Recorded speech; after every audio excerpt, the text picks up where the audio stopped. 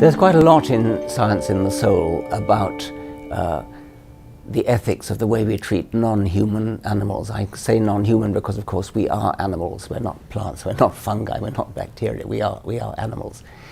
There is a double standard in our ethics at present, which builds a wall around our own species, Homo sapiens, which is rather unevolutionary. If you think about the fact that we are close cousins of chimpanzees, if you think about the fact that we are descended from a common ancestor that lived only about 6 or 7 million years ago, if you want to erect a moral wall around our species and say, for example, that a human embryo, even a very beginning human embryo, long before it develops a nervous system, is somehow worthy of more moral consideration than an adult chimpanzee, then that is a rather unevolutionary viewpoint.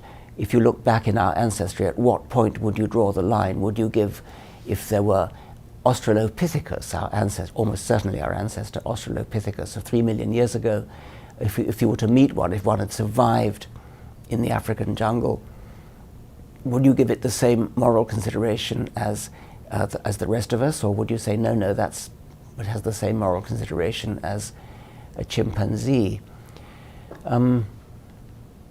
If we look back in history, a couple of centuries ago, most people accepted slavery.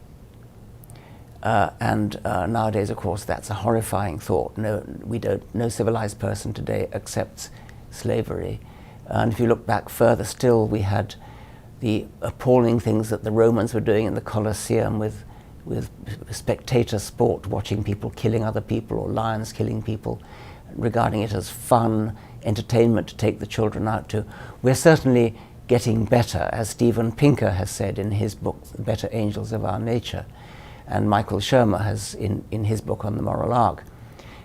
So we're changing a lot, and it's therefore sort of a fairly obvious thing to do to look into the future and say, what will our future descendants think when they look back at us, the way we look back at our slave-owning ancestors with horror?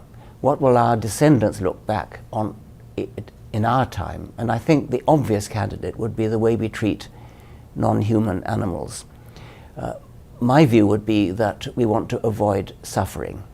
Therefore, the criterion would be, can this creature suffer? This is the criterion that Jeremy Bentham, the great moral philosopher, laid out.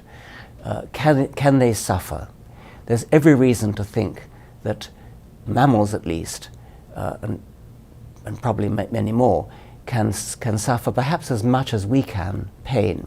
If you think about what pain is for, biologically speaking, pain is a warning to the animal, don't do that again. If the animal does something which results in pain, that is a kind of ritual death. It's telling the animal, if you do that again, you might die and you might fail to reproduce. That's why natural selection has built pain into our nervous system. It's built the capacity to feel pain into our nervous systems. So don't mess around with hornets because it's painful. Don't do that again. Don't pick up burning coals from the fire. Don't do that again.